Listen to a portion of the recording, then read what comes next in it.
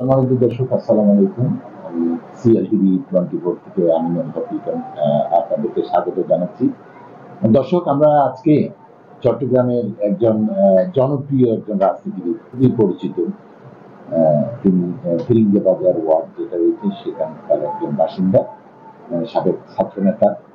দীর্ঘদিন তিনি এই তার বিভিন্ন আন্দোলন সংগ্রামে তিনি তার ভূমিকা ছিল।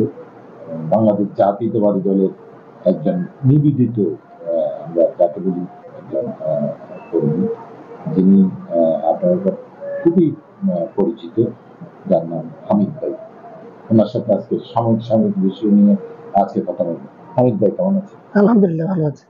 আচ্ছা, আপনি তো দীর্ঘদিন যে রাজনীতি করেছেন এবং কি রাজনীতির সাথে আপনার ওতপ্রোতভাবে আপনি জড়িত ছিলেন।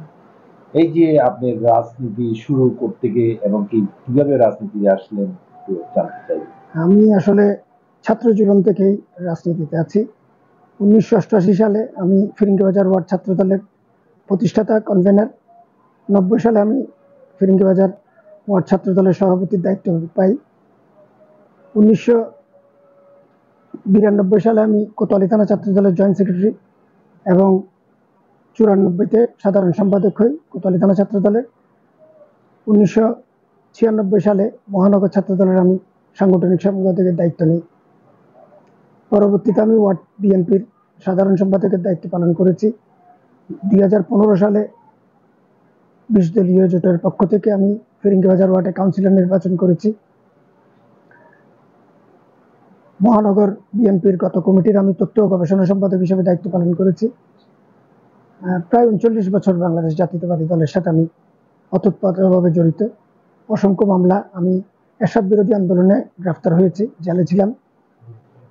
90-এর আন্দোলনে আমি গ্রেফতার হয়েছিলাম পাঁচলাইশ থানায়। আমি 96 সালে গ্রেফতার হয়েছিলাম। হরতালের মিটিং চলাকালীন সময়ে আমাকে গ্রেফতার করা হয়েছিল। জননিরাপত্তা আইনে আমি দীর্ঘদিন চট্টগ্রামের কারাগারে ছিলাম। এইভাবে লেগে আছি বাংলাদেশ জাতীয়তাবাদী দলের সাথে, সুখে দুঃখে আছি। আচ্ছা, এই দীর্ঘদিনের রাজনৈতিক আপনার অভিজ্ঞতা যে পার করে আসলেন, ছাত্রদল করছেন, যুবদল করছেন, বিএনপি বিএনপি আপনি আছেন, যতটুকু আপনার অভিজ্ঞতা রাজনৈতিক যে আপনার সময়ের সঙ্গে যে একটা অভিজ্ঞতা আপনার আছে, আওয়ামী লীগের ব্যাপার কিভাবে এই যে পালালো আমরা দেখলাম, এই বিষয়টা আপনার কাছ থেকে একটু জানতে চাই। আসলে আওয়ামী লীগ রাজনৈতিক মৃত্যুটা তাদের কর্মকাণ্ডে তাদের রাজনৈতিক মৃত্যু ঘটেছে। আপনি রাজনৈতিক প্রক্রিয়ায় মোকাবেলা করতে হবে।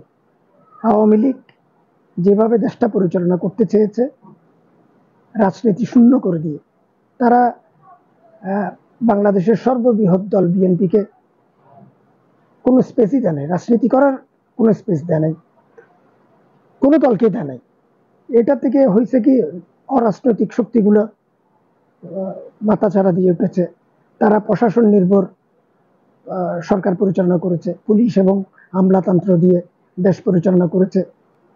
এটা করতে গিয়ে তারা জনবিচ্ছিন্ন হয়ে গেছে। এই জনবিচ্ছিন্নতা তাদের পরীক্ষা করারও কোনো উপায় ছিল না, যেহেতু তারা কখনো নিরপেক্ষ নির্বাচনের মুখোমুখি হয়নি।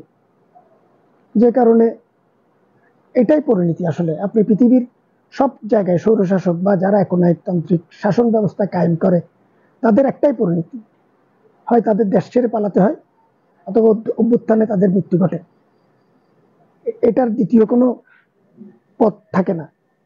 কারণ আপনি যখন জনগণের উপর আস্থা রাখবেন না, জনগণের আস্থাহীনভাবে আপনি দীর্ঘদিন ক্ষমতায় থাকবেন, আপনাকে সরানোর আর কোনো উপায় তো নেই জনগণের। হয় আপনাকে ব্যাপক বিপ্লবের মাধ্যমে, বৃহত্তর অভ্যুত্থানের মাধ্যমে আপনাকে সরাতে হবে মানুষকে, অথবা কোনো একটা কুর মাধ্যমে, যেটা আমরা 15 আগস্ট দেখেছি এদেশে, এরকম কিছু একটা ঘটে। সেটাই ঘটেছে। আওয়ামী লীগ বারবার ক্ষমতা এসেছে, বারবার তারা একই পথে হেঁটেছে। ওরা 1974 সালে তারা বাকশাল কায়েম করেছে। বাকশাল কায়েম করে সকল দলকে নিষিদ্ধ করে দিয়েছে। সকল দল নিষিদ্ধ করে এক নায়ক তন্ত্র কায়েম করতে চেয়েছে, সেটা যেমন তারা সফল হয়নি। এবার তারা এসে নতুন মোড়কে বাকশাল কায়েম করেছে। এবার তারা রাজনৈতিক দলগুলোকে নিষিদ্ধ করেনি ঠিকই, কিন্তু বাংলাদেশে এমন একটা পরিস্থিতি তৈরি করেছে, এমন একটা খেলার নির্বাচনকে খেলায় রূপান্তরিত করেছে, যেখানে আওয়ামী লীগ ছাড়া কারো জয়লাভ করা সম্ভব না। আপনাকে জয়লাভ করতে হলে আওয়ামী লীগ করতেই হবে। তো সেটার কারণে যা হওয়ার তা হয়েছে। মানুষ দীর্ঘদিন ভোট দিতে পারে নাই। বাংলাদেশের বাংলাদেশের মানুষের মধ্যে একটা গণতান্ত্রিক স্পৃহাটা অনেক বেশি, পৃথিবীর অন্যান্য দেশের চেয়ে বাঙালির মধ্যে গণতান্ত্রিক স্পৃহাটা, গণতান্ত্রিক সংগ্রামের ইতিহাসটা দীর্ঘ। আপনি এই দেশে অগণতান্ত্রিকভাবে হয়তো দীর্ঘদিন চেপে রাখতে পারবেন, কিন্তু একটা সময় না একটা সময় দেশের জনগণ রুখে দাঁড়াবে। আচ্ছা হামিদ ভাই, এই যে শেখ হাসিনা তো বর্তমানে বাংলাদেশে নেই, আর কিছু কর্মীরা রয়েছে, যে বাংলাদেশের মানুষের একটা আশা আকাঙ্ক্ষা, দীর্ঘদিনের একটা, যে 16-17 বছর মানুষ ভোট দিতে পারে নাই, যে নিজের ভোটটা প্রয়োগ করতে পারবে কিনা।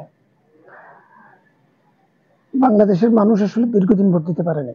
শেখ হাসিনার পতনের পিছনে সবচেয়ে বড় কারণ হচ্ছে ভোটহীনতা, নির্বাচনহীনতা। এখন মানুষ অধীর আগ্রহে অপেক্ষা করছে। নির্বাচন হচ্ছে সর্বশেষ গণতন্ত্রের সর্বশেষ ঠিকানা। আপনাকে নির্বাচন দিতেই হবে। নির্বাচিত সরকার না আসা পর্যন্ত দেশের স্থিতিশীলতা আসা কঠিন। কোনো বড় বিনিয়োগ আসছে না, ব্যবসা বাণিজ্য মানুষ সেভাবে করতে পারছে না। এটার একমাত্র কারণ হচ্ছে নির্বাচনহীনতা। মানুষ অপেক্ষা করছে একটা সুষ্ঠু নির্বাচন হবে, একটি নির্বাচিত সরকার ক্ষমতায় আসবে। নির্বাচিত সরকার ক্ষমতায় আসলে তারা পুরো উদ্যমে দেশ গঠনে তারা ঝাঁপিয়ে পড়বে। আর আওয়ামী লীগের কথা আপনি যেটা বললেন, আওয়ামী লীগ আসলে আমি যেটা অনুধাবন করছি, আওয়ামী লীগের মধ্যে তারা যে এত বড় একটা ম্যাসাকার করেছে জুলাই বিপ্লবে, এত মানুষের প্রাণ গেছে, এতগুলা শিশু হত্যা করেছে, তাদের মধ্যে সেই অনুশোচনা বোধটা আছে বলে আমার মনে হয় না। তাদের একজন নেতাও এখনো এই ভুলের জন্য ক্ষমা চায়নি বা অনুশোচনা বোধ করেনি। বরঞ্চ তারা এখন যা করছে, তাদের যারা নেতৃস্থানীয় ছিল, যারা লাখ লাখ কোটি কোটি টাকা, হাজার কোটি টাকা ইনকাম করে বিদেশে চলে গেছে, তারা এই দেশের সাধারণ যারা আওয়ামী লীগকে হয়তো, যেহেতু বড় দল, একটা বৃহৎ দল, আওয়ামী লীগের শিকড় অনেক গভীরে, কারণ 70 বছরের পুরনো একটা দল। এখানে অনেক কর্মী দেশে রয়ে গেছে যারা তেমন সুযোগ সুবিধা হয়তো ভোগ করে নাই। এদেরকে এখন বিপদের দিকে ঠেলে দিচ্ছে পুষ্টি দেওয়ার নামে, লকডাউনের নামে। এই সাধারণ কর্মীদেরকে রাজপথে নামিয়ে দিচ্ছে, তাদের জীবন ঝুঁকির মুখে চলে যাবে। আমি মনে করি এই হঠকারী রাজনীতি থেকে আওয়ামী লীগ বেরিয়ে আসবে, বেরিয়ে আসা উচিত।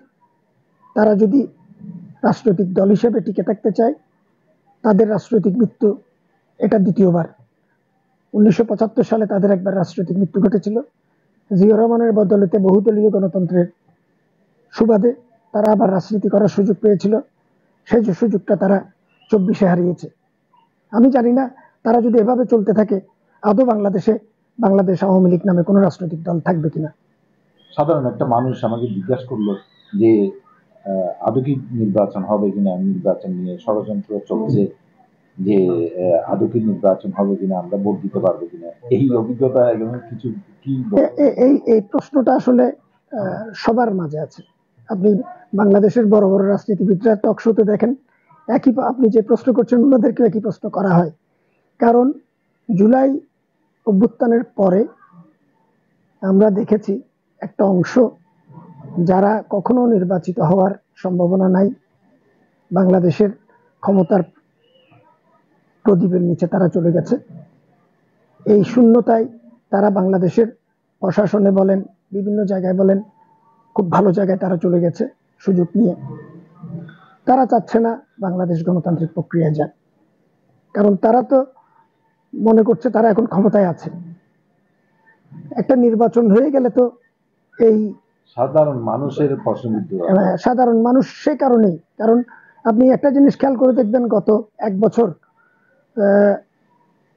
নির্বাচনের কথা যখনই বিএনপি বলেছে, কিছু দল সাথে সাথে বলেছে বিএনপি খাওয়ার জন্য পাগল হয়ে গেছে, বিএনপি ক্ষমতার জন্য পাগল হয়ে গেছে। একই কথা কিন্তু শেখ হাসিনাও বলতো। শেখ হাসিনা বলতো যে ভোট হলে তো বিএনপি ক্ষমতায় চলে আসবে। ভোট হলে কে ক্ষমতায় আসবে সেটা তো জনগণের অধিকার। জনগণ যাকে ভোট দেয়, জনগণ যাকে নির্বাচিত করে, কিন্তু ভোট ছাড়া একটা দেশ, গণতান্ত্রিক প্রক্রিয়া ছাড়া অনির্বাচিত সরকার দিয়ে তো দেশ পরিচালনা সম্ভব না। তো মানুষের মধ্যে সন্দেহটা স্বাভাবিক, কারণ বাংলাদেশের এখন বৃহৎ একটি রাজনৈতিক দল, যেহেতু আওয়ামী লীগের শূন্যতার কারণে বিএনপির পাশাপাশি তাদেরকে বড় দল মনে করা হচ্ছে। তারা বিভিন্ন ছল ছাতুরি দিয়ে নির্বাচনটা পিছনে যাওয়ার, নির্বাচনী প্রক্রিয়া যাতে শুরু না হয় সে প্রচেষ্টা চালাচ্ছে। আপনারা দেখেন বিএনপি 237 আসনে প্রার্থী ঘোষণার পর সারা বাংলাদেশ একটা নির্বাচনমুখী পরিবেশ। প্রতিদিন বিএনপি লিফলেট বিতরণ করছে, বিএনপির ক্যান্ডিডেটরা রাজপথে বিভিন্ন কর্মসূচি দিচ্ছে। আপনি বিএনপির অপোজিশনে কেউ নাই, কাউকে আপনি দেখছেন লিফলেট বিতরণ করতে, কাউকে দেখছেন ভোট খুঁজতে? তারা এখনো প্রস্তুত না। তারা জানে তাদের ভোট কতটুকু আছে, দেশে কত পার্সেন্ট ভোট তাদের আছে। স্বাভাবিকভাবেই এইসব কারণে মানুষের মনে এই সন্দেহটা সৃষ্টি হয়েছে। আমি মনে করি এটা অন্যতম কারণ। কিন্তু আমার বিশ্বাস ফেব্রুয়ারিতে ডক্টর ইউনূস সাহেব নির্বাচন দিবেন, উনি ওনার কমিটমেন্ট রক্ষা করবেন এবং বাংলাদেশকে একটি গণতান্ত্রিক প্রক্রিয়ার দিকে এগিয়ে নিয়ে যেতে সাহায্য করবেন। জাতীয়তাবাদী দল এবার প্রার্থী ঘোষণার ক্ষেত্রে অনেক দূরদর্শিতার পরিচয় দিয়েছে। আমি বিশ্বাস করি বাংলাদেশ জাতীয়তাবাদী দলের উপর যদি মানুষ আস্থা রাখে, তারা নিরাশ হবে না। আমাদের দল ক্ষমতায় না থেকেও সারা বাংলাদেশে গত 1.5 বছরে 7,000-এর উপর নেতাকর্মীকে বহিষ্কার করেছে। হ্যাঁ, বাংলাদেশ জাতীয়তাবাদী দলের অনেক নেতাকর্মীর বিরুদ্ধে অভিযোগ এসেছে এবং কিছু অভিযোগ প্রপাগান্ডা আকারে প্রচার করা হয়েছে, যতটুক না তার চেয়ে বেশি প্রচার করা হয়েছে। তারপরও বাংলাদেশ জাতীয়তাবাদী দল তদন্ত করে শাস্তির ব্যবস্থা করেছে। বাংলাদেশের ইতিহাসে আপনি আওয়ামী লীগের 17 বছরে কয়জন লোককে আওয়ামী লীগ বহিষ্কার করতে দেখেছেন? জামাতের অনেক নেতাকর্মীর বিরুদ্ধে অনেক অভিযোগ আছে, কিন্তু আমরা সেভাবে জামাতের ইসলামের সিদ্ধান্ত নিতে দেখি নাই, কাউকে বহিষ্কার করতে দেখি নাই ওইভাবে। তো আমি মনে করি বাংলাদেশ জাতীয়তাবাদী দলের সদিচ্ছা আছে।